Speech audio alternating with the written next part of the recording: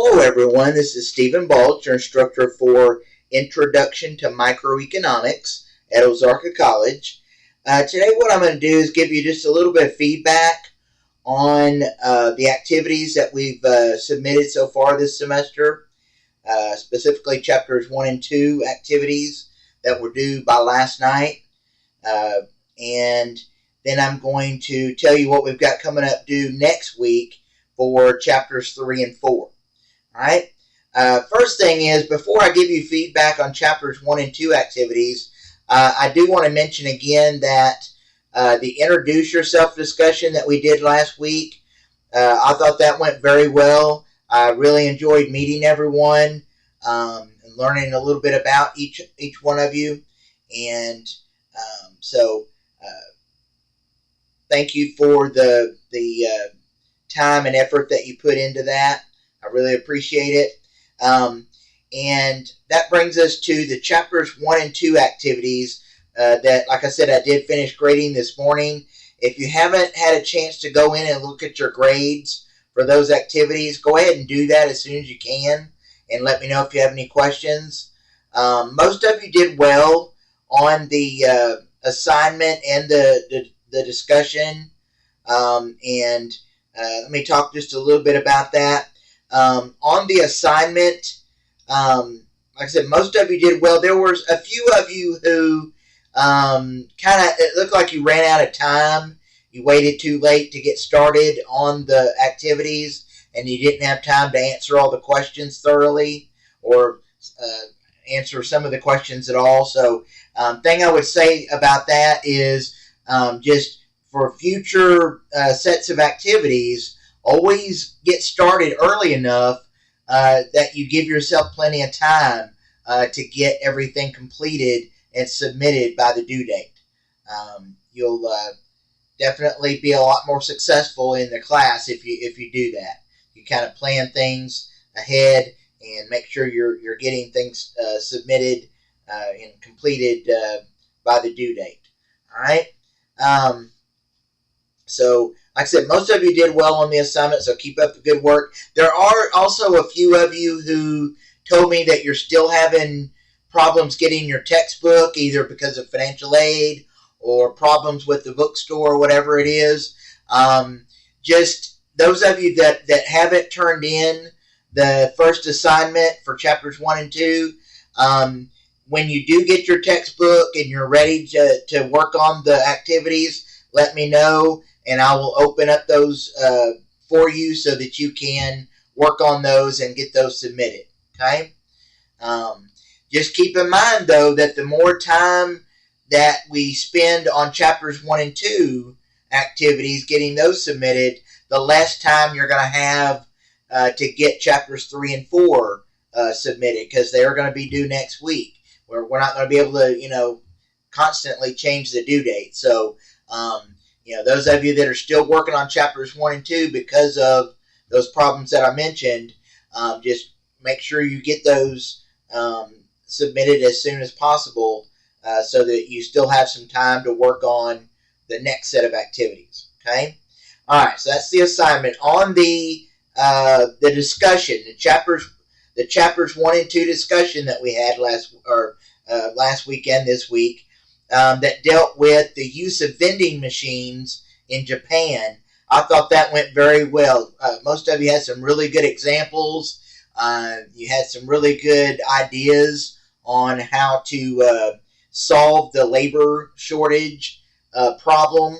And so I was really pleased with that discussion. And I really had fun with it. I really enjoy the discussions that we have in this course.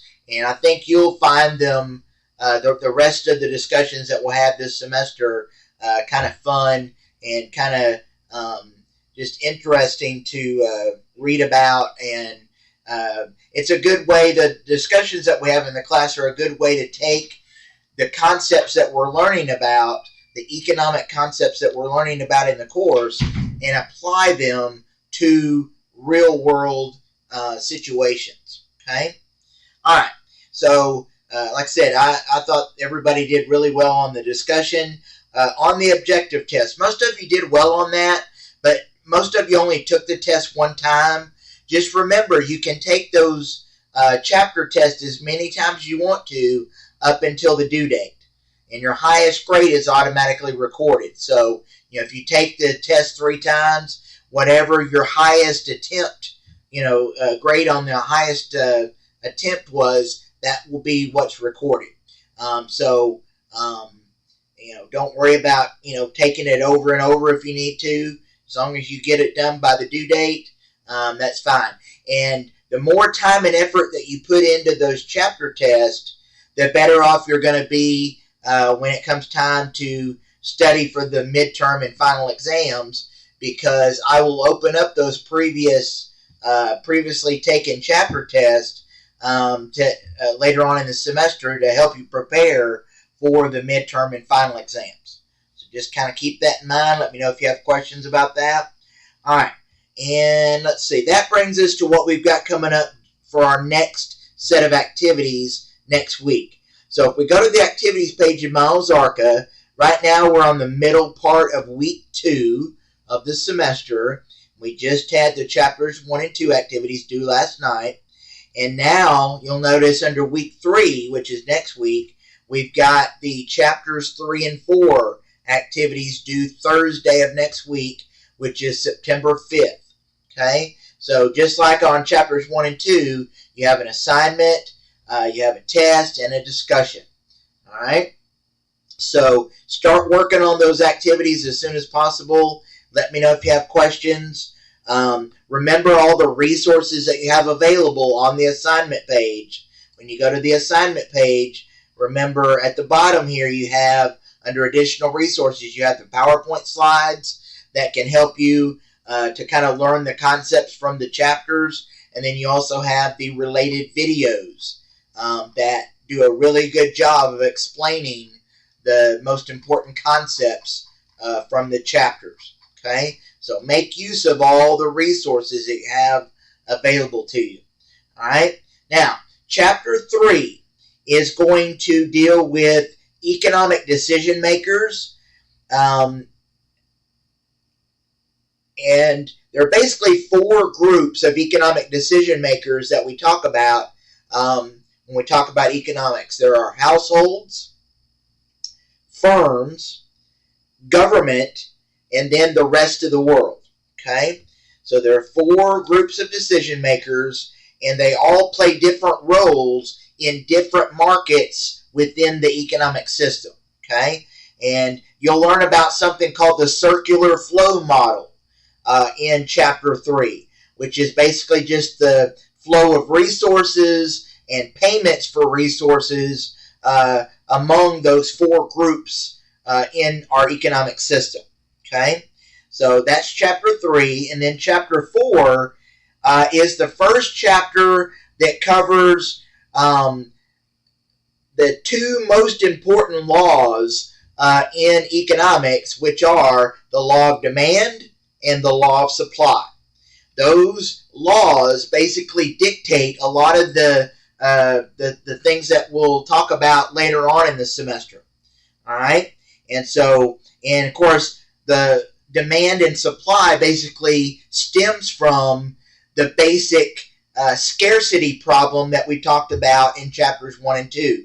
The whole, the whole reason that we have economics as a field of study is because there is the basic economic problem of scarcity, in other words, scarce resources and unlimited wants.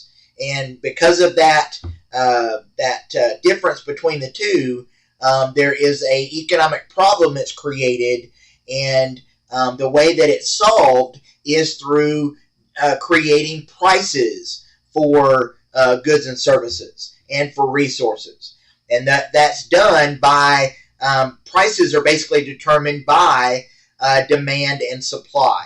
And so you're going to learn about what demand is, the law of demand. You're going to learn about supply, the law of supply, and then how we bring demand and supply together in an economic model to kind of describe markets and the things that go on in markets, like determining prices where demand curve intersects the supply curve and so forth.